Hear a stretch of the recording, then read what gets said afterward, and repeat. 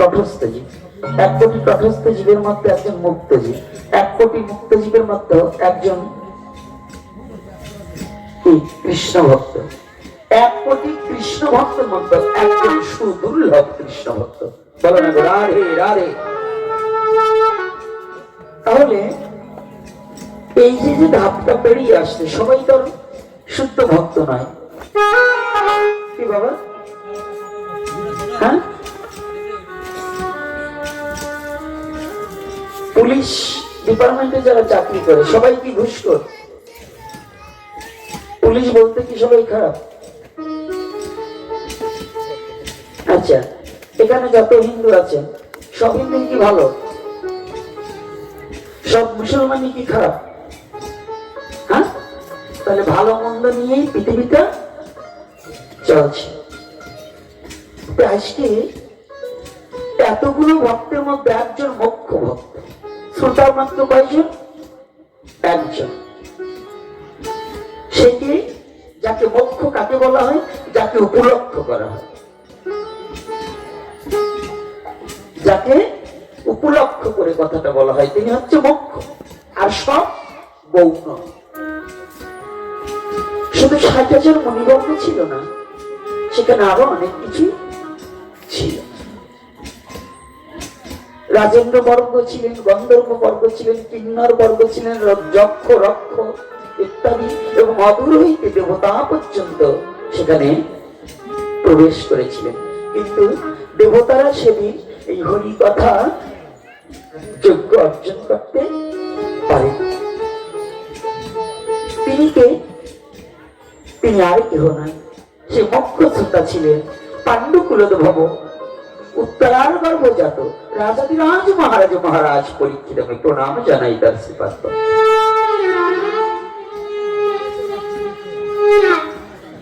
আজকে যেখানে ছিলাম কথাটা একটু আসি। মায়াবদ্ধ জীবের নাই কৃষ্ণ স্মৃতি, আর আমরা বলছি কত লক্ষ জনই ভ্রমণ করে এসেছি। এটা কোন জনম? মনুষ্য জনম। কতবার আপনাদের মনুষ্য জনম? এটা কতবার কেউ বলতে পারবো যে আমার এতবার? হ্যাঁ, কিছুটা অনুভব করা যায়, কিছুটা যে অনুভব করা যায় না তা নয়। সবে মাত্র যারা কুকুর কুল থেকে মনুষ্য কুলে জন্মগ্রহণ করেছে, তাদের ওই কুকুরের মতো কিছু স্বভাব থেকেই যাবে। যারা অসুর থেকে কেবলমাত্র এসেছে, রাক্ষস থেকে এসেছে, মনুষ্য জন্ম পেলেও তাদের রাক্ষসের স্বভাব সহসা পরিবর্তন হবে না। কি রাধে রাধে? কথা কষ্ট হচ্ছে নাকি? এখন তো হবে না, একটু পরে হতেও পারে, কেবল শুরু তো। তবে আপনাদের চরণে একটু জায়গা দেবেন, আর হরিকথাগুলোকে একটু ধৈর্য সহকারে শ্রবণ করতে হবে। যদি কেউ আপনাকে প্রশ্ন করে পূর্ব জন্মে তো কোনো পাপ করিনি, এই 80 লক্ষ জনি ভ্রমণ করে আসতে হলো কেন? ভগবান সরাসরি মনুষ্য বলে আমাকে জন্ম দিল না কেন? এই আপনাদের প্রশ্ন করতে পারে কিনা? হ্যাঁ, নাস্তিকরা যদি আপনাকে প্রশ্ন করে, কিংবা অন্য ধর্মের অহিন্দুরা যদি আপনাদের প্রশ্ন করে যে সনাতন ধর্মের মধ্যে এই 84 লক্ষ বার জন্মগ্রহণ করতে হবে, তার 80 লক্ষ বার পশু পাখি কীট পতঙ্গ জলজাতি বৃক্ষ বলে, তাই না? যদি এটা হয়, তাহলে আপনি তো আগের জন্মে কোনো পাপ করেননি, তাহলে এগুলো ভোগ করালো কেন? কি উত্তর দেবেন সাধুরা? বলুন। আমাকে তো ভগবান সরাসরি মনুষ্য কুলে পাঠাতে পারতো কিনা? ভগবান এটা পারে কিনা? কথা বলেন না কেন? একাদশী তো না, তাহলে তো গতকালটা বললেন একাদশী থাকলে না খেয়ে শুকিয়ে গেছি, শক্তি কম, এজন্য না হতে পারে। কিন্তু আজকে তো একাদশী না, একাদশী কয়দিন আগে গেছে, একাদশীর সামনে দেরি আছে, না একটু বলতে হবে। আর সনাতনী জাতি যদি একেবারে ঘুমায়ে পড়েন তাহলে হবে না তো। সনাতনী জাতি তো কাপুরুষের বংশ নয়, সনাতনী জাতি বীর পুরুষের বংশ, আর এই সনাতন জাতি হিংসার কবলে পড়ে সিংহের বাচ্চা এখন ছাগলের বাচ্চা হয়ে বসে আছে, ভেড়ার বাচ্চা হয়ে বসে আছে। অর্থাৎ হাতি দুটো কান দ্বারা নিজের শরীরকে আবৃত করা, চোখ দুটোকে এমন ভাবে ঢেকে দেওয়া, হাতি যদি জানতো আমার শরীরটা এত বড় তাহলে কিছু হতো না। হাতি জানতে পারে না যে আমার দেহটা কেমন, আমার শক্তি আছে কেমন। এই সনাতনী জাতীয় মায়াবাদী হয়ে আর হিংসুক হয়ে এমন ঘুমিয়ে আছে, এরা যে বীর পুরুষের জাতি, এরা যে অমৃতস্য পুত্রয়া এটা ভুলে গিয়েছে। এ জাতি এখন শুধু লাথি খাওয়া শিখেছে আর বিভাজন হওয়া শিখেছে। এ জাতি এখন একত্রিত হওয়া শেখেনি এবং ভালোটাকে খেতে পারে না। ভালোটা খেলে এই জাতির পেটে এখন সহসা হজম হতে জানে না, কারণ ভেজাল খেতে খেতে এই জাতি এখন ওই ভেজালটা অরিজিনাল ঘি হবে না। কথাগুলো কি বোঝা যাচ্ছে আমার কথাগুলো? তাহলে যদি আপনাকে কোশ্চেন করে যে এই 80 লক্ষ যদি ভ্রমণ করে আসেন আপনার পাপ ছিল কি, আপনি জানেন তো? সেনাবাহিনীতে ট্রেনিং দিতে হলে, সেনাবাহিনীর চাকরি পেতে হলে নর্দমার জলের মধ্যে ডুবাতে হয়। বলে না রাধে রাধে, মুখে কালি মাখতে হয়, কেনু দিয়ে হাঁটতে হয়, পাথরের মধ্য দিয়ে হাঁটতে হয়, জলের মধ্যে ওই 20 কেজি 25 কেজি দিয়ে ছেড়ে দেয়, 7টায় উপর যেতে হবে, দিতে হয় না? আচ্ছা, সরাসরি চাকরিটা দিলে পারতো না? রাধে রাধে পারতো কিনা? যত শিক্ষিত ভদ্রলোক আছেন, গভর্নমেন্ট ইচ্ছা করলে এই আপনার ট্রেনিং বাদেও তো তাকে চাকরি দিতে পারতো, পারতো না? তাহলে এই ট্রেনিং গুলো কেন করাচ্ছে? নর্দমার জলের মধ্যে কেন চুবাচ্ছে? বরফের জলে কেন চুবাচ্ছে? এর একটা কারণ আছে। প্রাকৃতিক জগতে একজন আর্মি ট্রেনিং এ যদি এতটা কষ্ট ভোগ করে এসে চাকরিটা পেতে হয়, তদ্রূপ এই পৃথিবীর যত জনম আছে তার শ্রেষ্ঠ জনম হচ্ছে মনুষ্য জনম। এই মনুষ্য জাতিকে 80 লক্ষ বার জনিভেদ করে আসতে হলে কারণে এই জগতে এই যে 80 লক্ষ বার কত যন্ত্রণা, কত কষ্ট, এটাকে ভোগ করে এসে এই সুখের জনমটা তুমি পেয়েছো। এই জনমে যদি হরি ভজন না করো, আবার তোমার ওই 80 লক্ষ জনিতে ফিরে যেতে হবে। রাধে রাধে, তাহলে আবার কষ্ট পেতে হবে নাকি? কষ্ট পেতে হবে কিনা? এই জন্য ভগবান আগেই আমাদের ট্রেনিং দিয়ে আনছে যে সাবধান। হ্যাঁ, খালি সাধু সাবধান না, ওটা হলো মিথ্যা কথা। সাধুর কি, সাধুরে আবার সাবধান করবো কি? সাবধান আমার হতে হবে। এই আপনারা যারা বলেন না যে সাধু সাবধান, এটা মিথ্যা কথা। সাধুর অবদান, প্রসাদ পাওয়ার সময় এই কথাটা বলা হয়, ফের কহি সাধু সাবধান, নাকি? মিথ্যা কথা, এটা হবে না। আজকে জেনে যান, হবে এটা ফের কহি সাধুর অবদান, ফের কহি সাধুর অবদান। অর্থাৎ সাধুর অবদানের কৃপাই, সাধুর কৃপাতে আমরা মহাপ্রসাদ পাচ্ছি। সাধুকে সাবধান করবো কি? সাবধান তো নিজের হতে হবে। আমার চরিত্র কতটুকু ভালো আছে, আমার লালসা কতটুকু আছে, আমার নিজেকে গঠন করতে হলে পরে আমার ফের কবি সাধুর অবদান। আমি সাধুকে সাবধান করার কে? আমি নিজেই তো ভালো না। আজকে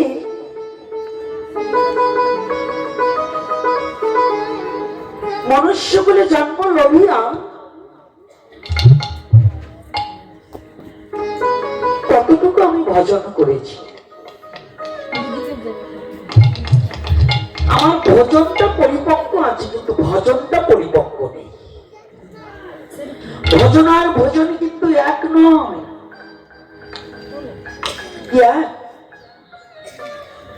ভজনে হয় ঈশ্বর প্রাপ্তি প্রেমের উদয়, আর ভোজনে হয় মলমূত্র দেহ ক্ষয়। রাধে রাধে। ভোজনে কি হয়? মল মূত্র দেহ ক্ষয়। আর ভজনে কি হয়? ঈশ্বর প্রাপ্তি, প্রেম উদয়। আজকে কান্নাকাটি বন্ধ, কোনো কান্নাকাটি হবে না, আজকে কথা শুনতে হবে। ওই মায়াবাদী কীর্তন করে কান্নাকাটি করে কোনো লাভ নেই। না আছে এখানে কুলাকুলি ঢলাঢলি করলাম, এখান থেকে বেরোনোর পরে কিচ্ছু মনে থাকলো না, ওই সাধুর সঙ্গে কোনো কিছু হবে না। ওই ভাগবতীয় কথা জীবনের মঙ্গল বই আনবে না। এই মা বসো, এই মা বসো, বসো। নিজের সঙ্গে না আরেকজনের সাথে আবার কথা বলো কেন?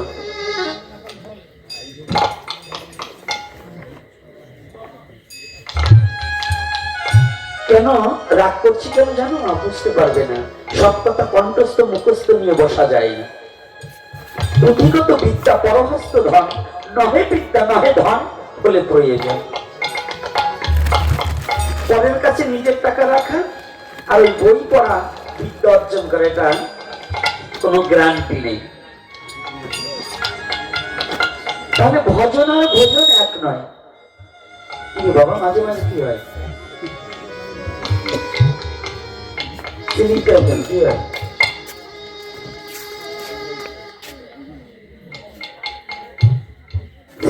যেমন দেয় না বাবা, বসো, এরকম থাকবে। তাহলে ভজন আর ভোজন এক না দুই? ভোজনে কি হয়?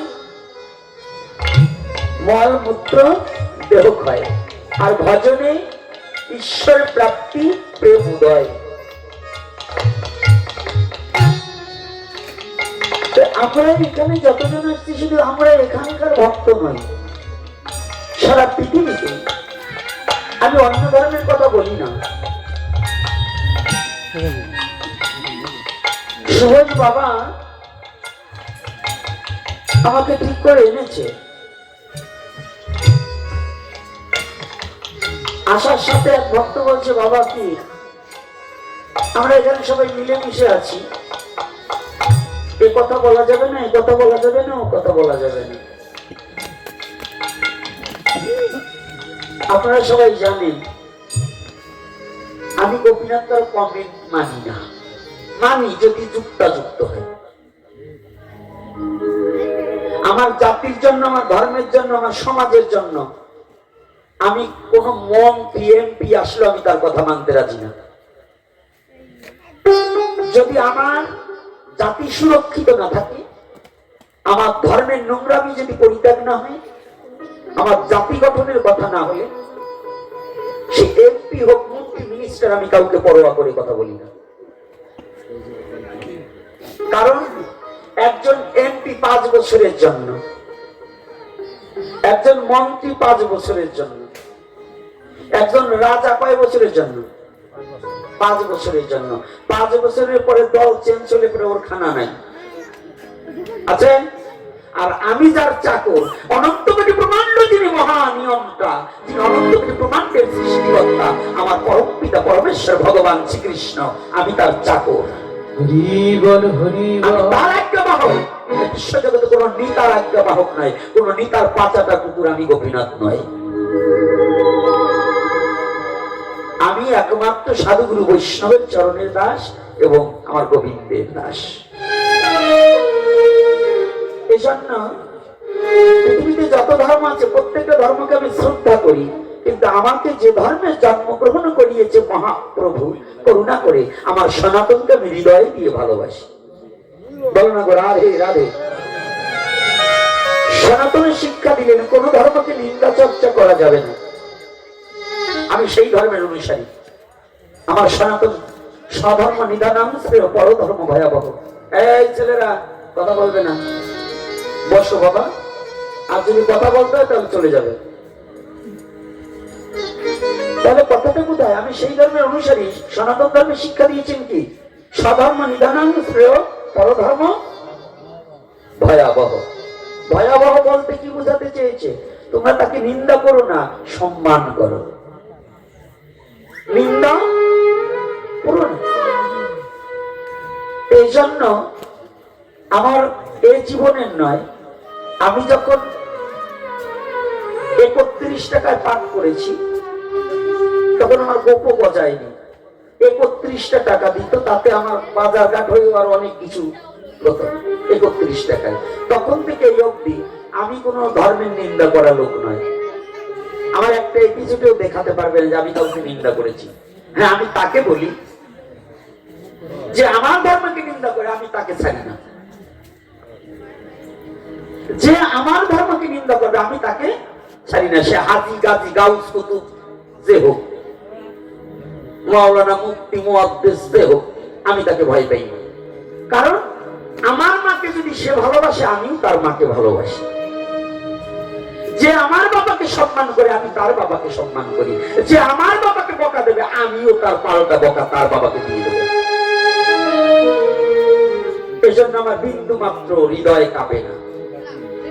এজন্য আমার কথাটা হচ্ছে, বাবা, যারাই আমাকে ঠিক করবেন আগে থেকে বুঝে শুনে ঠিক করবেন। আনবেন না তা ভালো, কিন্তু আনার পরে বলবেন না এইটা বলা যাবে না। কি মহাপ্রভু বলাবে তার ইচ্ছা, এটা আপনার আমার ইচ্ছায় জগৎ চলে না। মহাপ্রভু যা বলাবে তাই হয়ে যাবে। আজকে দেখুন ভজনটা কোথায়, এই কয়েকদিনের মধ্যে হতাশা হয়ে গেছে ফেসবুকের যুদ্ধ দেখে। গোপীনাথকে বকাবকি দিচ্ছে, বিভিন্ন কথা লেখালেখি করছে এ নিয়ে।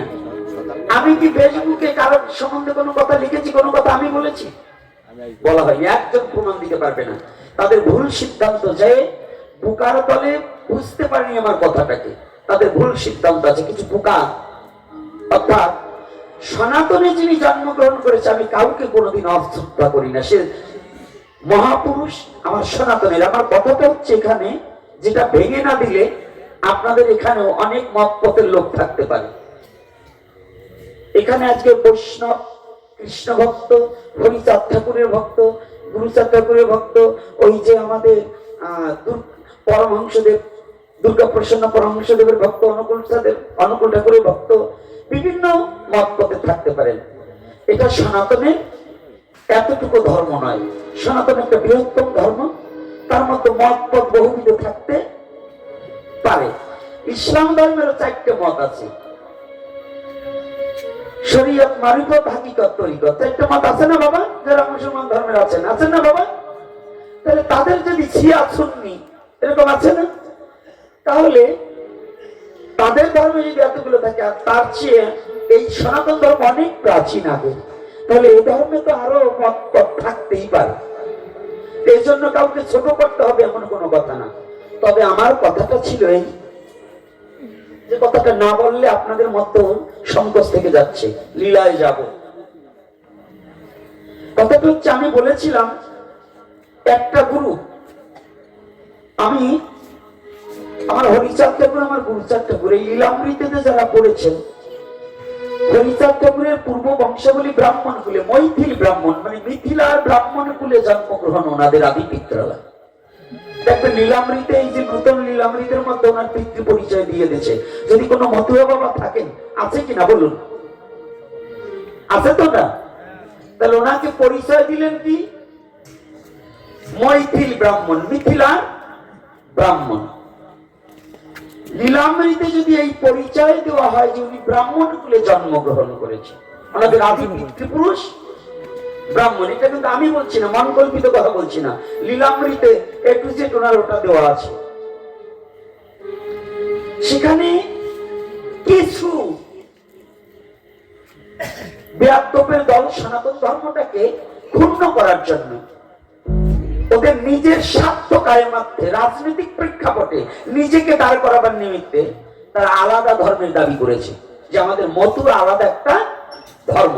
ঠাকুর বাড়ি থেকে বলে নাই, আমার গুরুচাঁদ ঠাকুর বলেনি, হরিচাঁদ ঠাকুরের বলেনি, তার বংশাবলী কেউ বলেনি। কিন্তু কিছু উদ্বাস্ত, যাদের বাপ ঠাকুর তার নাম ঠিক মতো ওরা বলতে পারে না, ওদের নিজেদের পরিচয়টা ওরা ঠিক মতো জানে না, ওরা সনাতন ধর্ম থেকে আলাদা একটা পাঠ বের করার জন্য ওরা বলছে মতুয়া ধর্ম।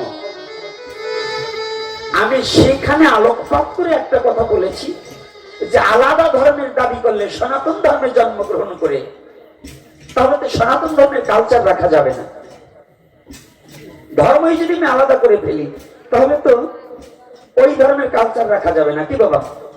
তাহলে ওখানে ওই একটা কথা বলা হয়েছিল যে তাহলে যারা আলাদা ধর্মের দাবি করবে তাদের মা এবং তাদের স্ত্রী শাঁখা সিঁদুর পড়তে পারবে না, শাড়ি পড়তে পারবে না।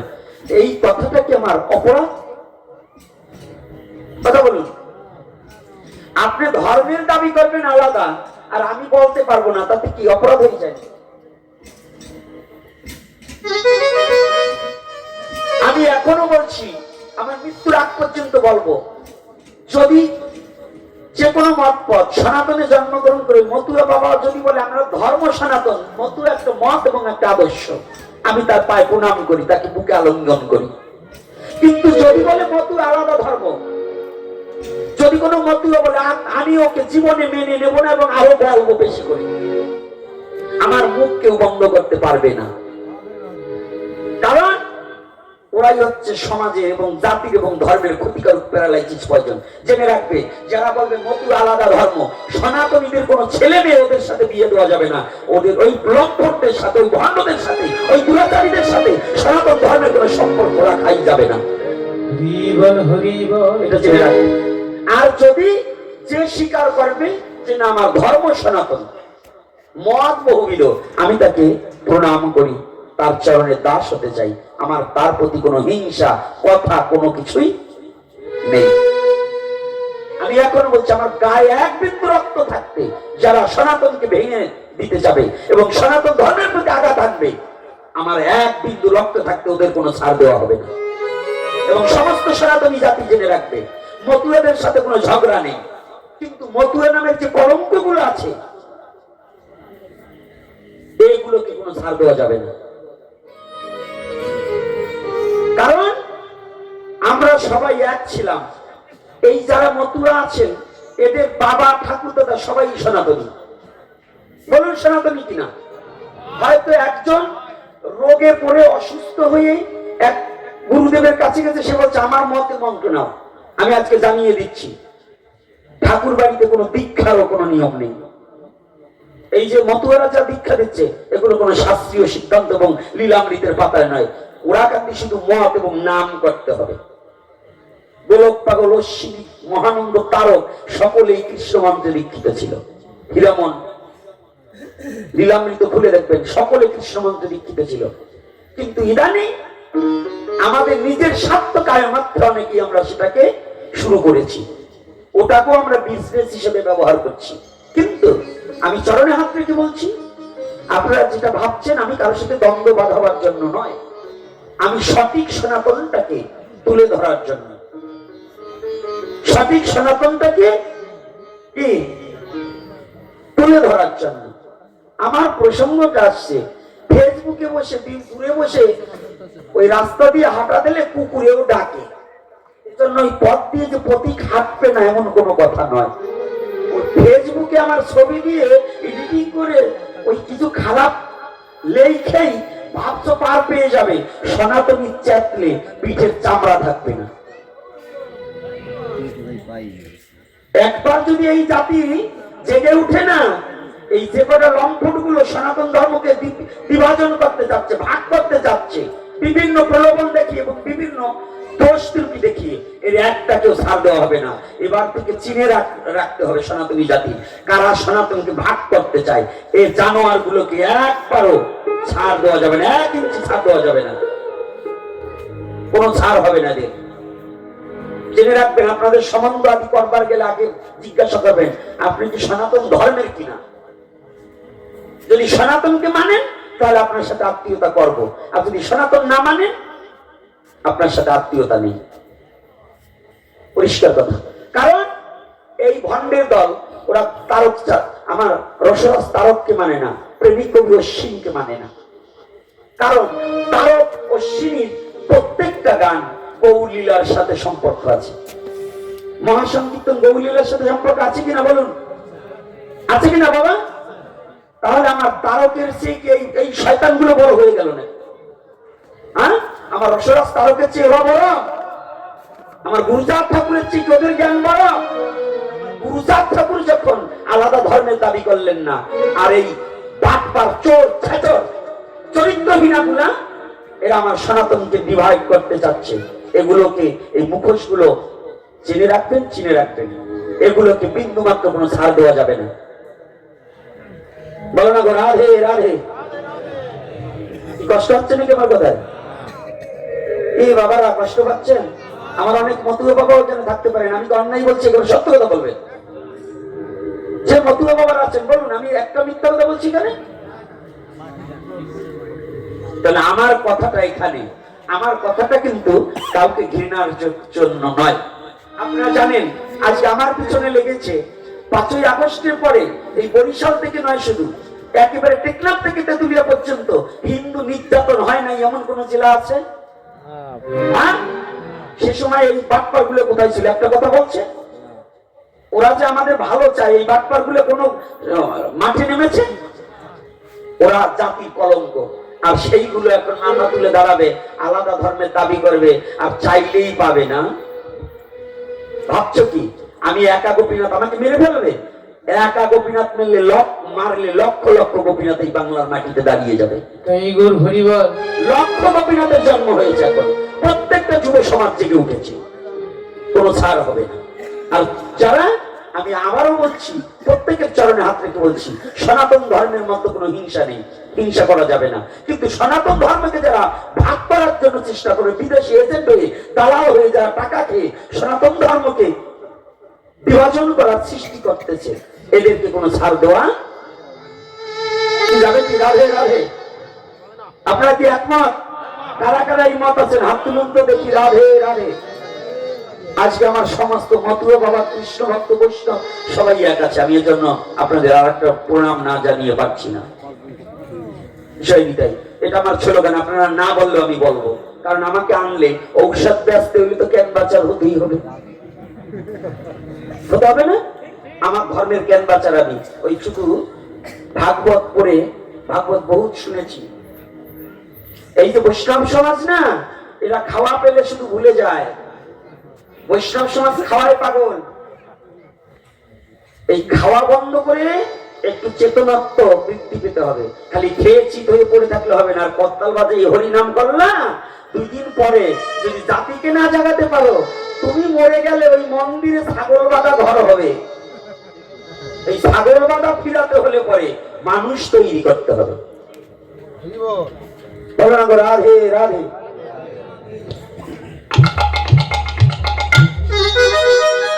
ভাগবতীয় কথা, গুচ্ছ কথা, গোপন কথা আজকে জানি জানি।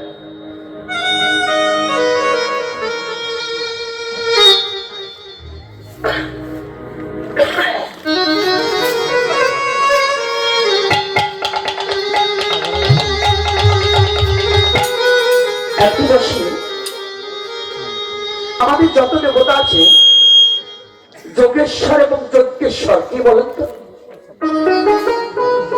ছোট যোগেশ্বর এবং যজ্ঞেশ্বর কে জানা আছে?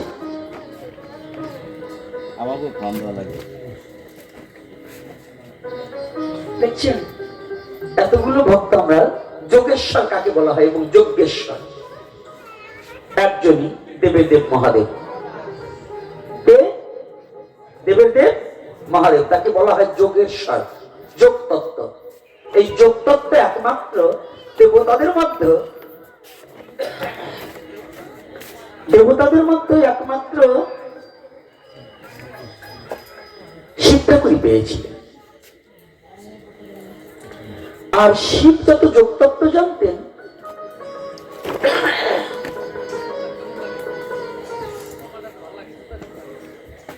বাবা হঠাৎ করে আবহাওয়া চেঞ্জ, একটু ঠান্ডা লেগে গেছে, উপায় নেই।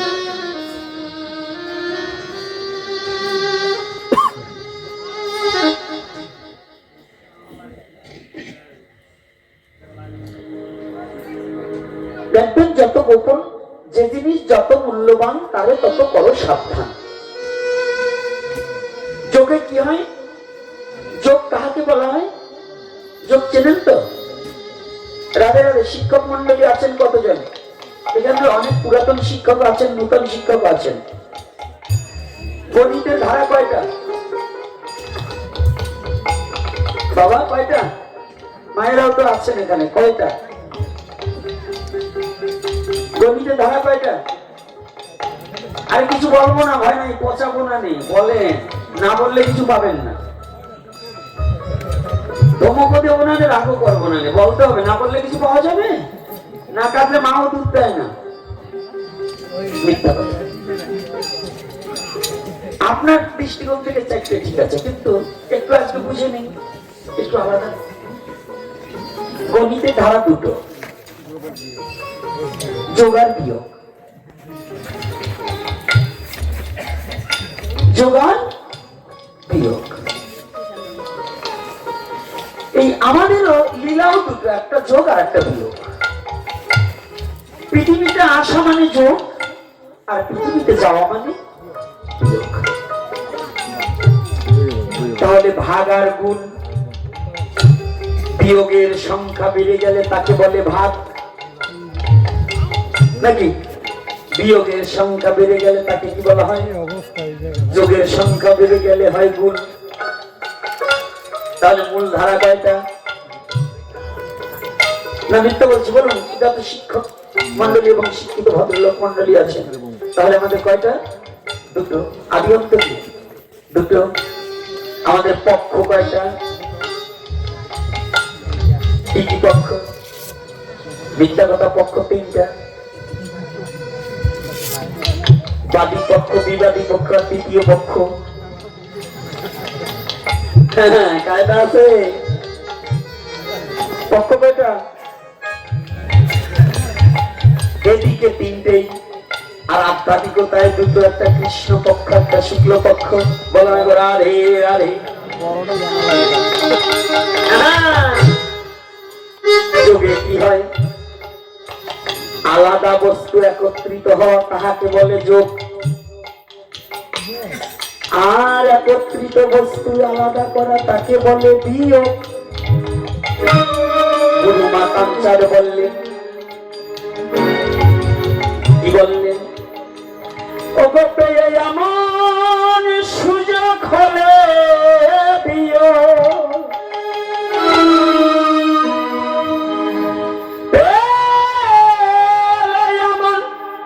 পেলে এমন সুযোগ হলে বিয়োগ, পেলে এমন সুযোগ হলে বিয়োগ।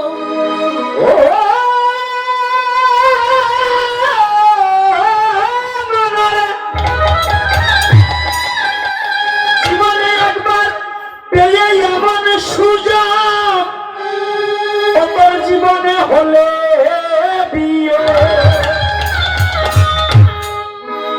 জীবনে পেয়ে এমন সুযোগ, একবার হলে বিয়োগ, একবার হলে বিয়োগ। শ্বাসে কি যায় পাবি দিশে, পেলে এমন সুযোগ হলে বিয়োগ, পেলে এমন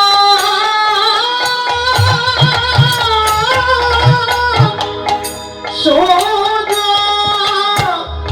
হলে বিয়োগ। শেষে কি আর পাবি দিশে এমন, ওমরে শেষে পিয়া পাবি দিশে এমন, শেষে পিয়া পাবি দিশে, ওমরে শেষে পিয়া পাবি দিশে।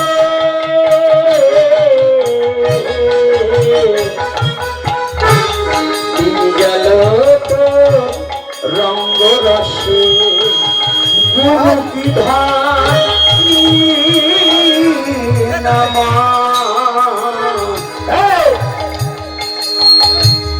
দিন গেল তো রঙ্গ রসে, গুরু কি ধানি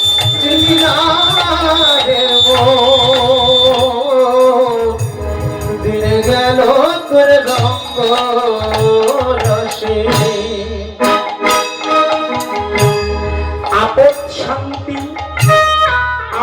শান্তি গুরু অনুরাগ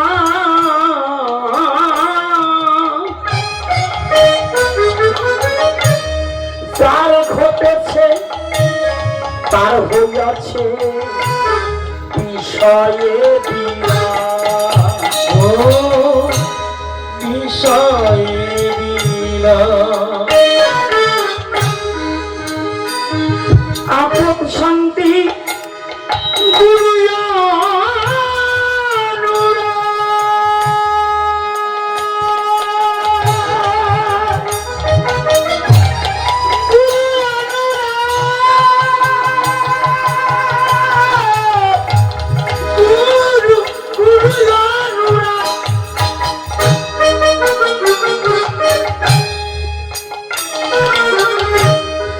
তার ঘটেছে তার হইয়াছে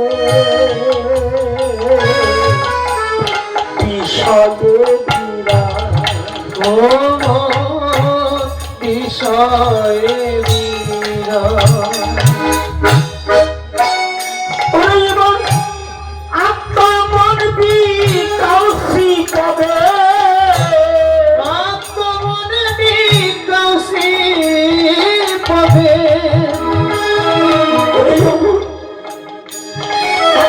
তোমার আত্মমন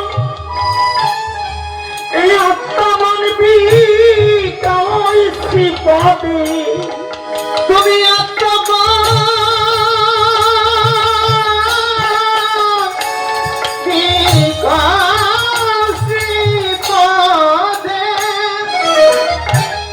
নিরানন্দে থাকবি বসে মন নিরানন্দে থাকবি বসে মন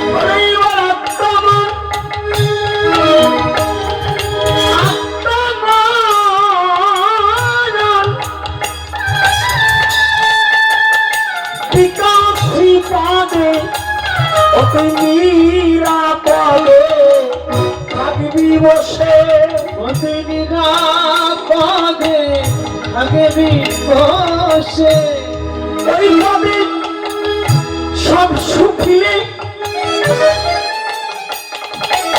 আর বিপদের ভয়ে থাকে না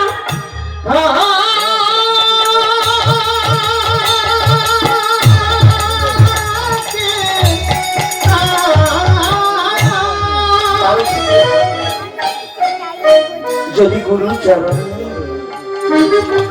যদি জন্মের মতো নিজেকে বিকিয়ে দেওয়া যায় ও বাবা তার আর কোনো বিপদের ভয় থাকে না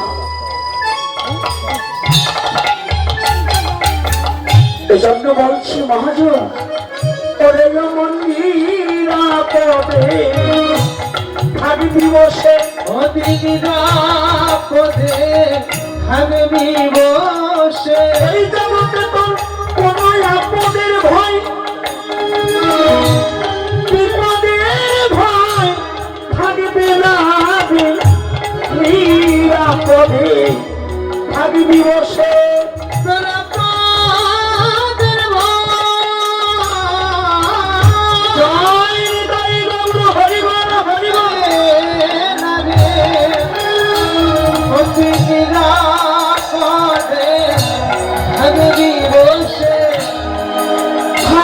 বসে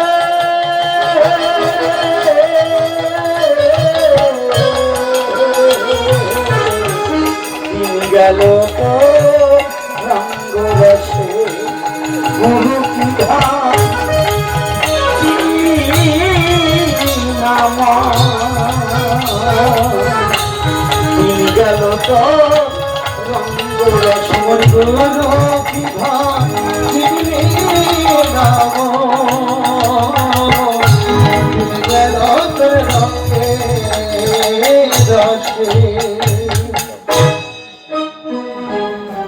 গুরু কি ধন তাহলে যোগে কি হয় আলাদা বস্তু একত্রিত হয় আর বিয়োগ হলে কি হয় বিয়োগ দু প্রকারের হয় নিজের দেহের পিতৃসত্তা যত ত্যাগ হয় তাহাকেও বিয়োগ বলা হয়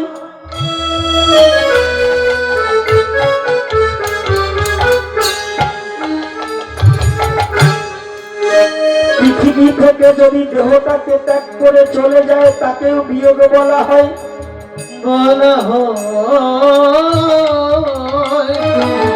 জমান সম্পদ থেকে যদি চড়ে নিয়ে যায় তাহাকেও বিয়োগ বলা হয়।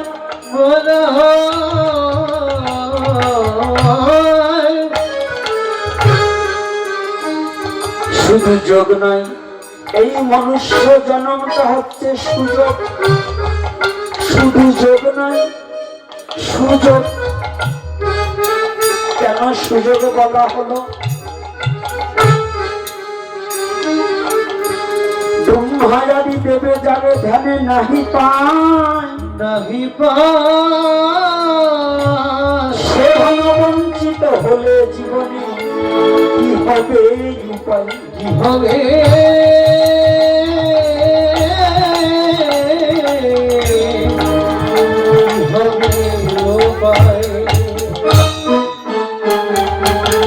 দেবের দুর্লভ জনম হেন মনুষ্য জনম হায়।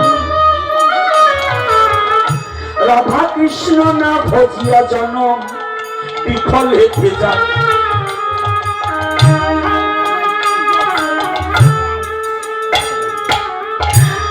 ভজিব বলিয়া ভবেতে আইলাম, ভজন না করা হলো এমন সাধে এই মানব জন্ম আমার বৃথায় চলে গেল। বৃথা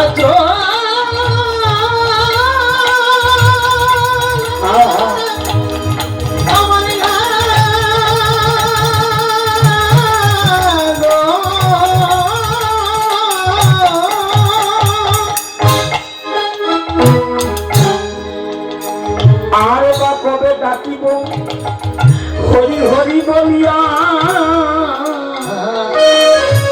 নয়নের জল ঝরবে কবে দুবাহু তুলিয়া, দুবাহু তুলিয়া।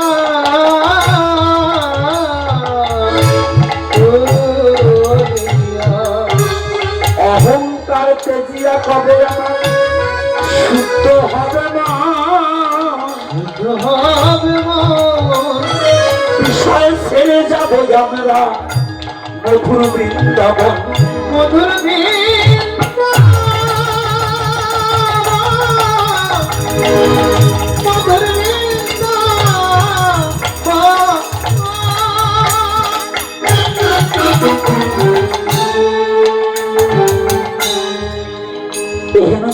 আর হবে না। বিয়োগ হয়ে গেলে আর ভজনের সময়টা পাবো। এই যোগতত্ত্ব একমাত্র ভোলানাথ ভালো চাচ্ছে।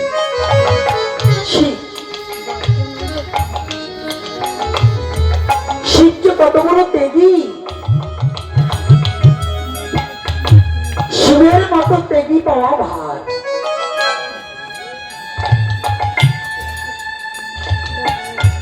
সোনার কাশীকে পরিত্যাগ করে শ্মশানবাসী হয়েছে একমাত্র ভগবানকে ভালোবেসে, একমাত্র নাম পরিবারের নিমিত্তে। শিব যোগতত্ত্ব জানে।